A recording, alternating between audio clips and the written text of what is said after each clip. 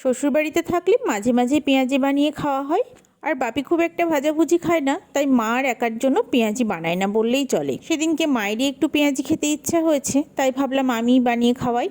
একটু পেঁয়াজ কুচিয়ে তাতে কাঁচা লঙ্কা কুচি দিয়ে লবণ হলুদ দিয়ে কর্নফ্লাওয়ার বেসম কালো জিরে সব কিছু দিয়ে একসাথে করে মেখে নিলাম।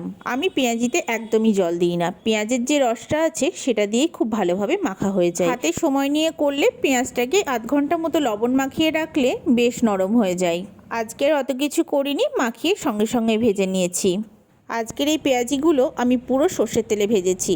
সর্ষের তেলের না টেস্টটাই আলাদা। তো ওই যে সবসময় মুখের স্বাদ আর মনের কথা, এই দুটোর সঙ্গে চলতে গেলে শরীর যে স্বাদ দেবে না। সে যাই হোক, আজকে আমি সর্ষের তেলেই পুরোটা ভেজেছি।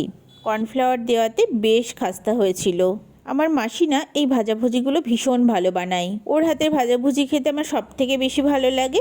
কিন্তু আমিও চেষ্টা করলাম নিজের মতো করে। কেমন লাগলো আজকে আমার এই ছোট্ট ভিডিওটা?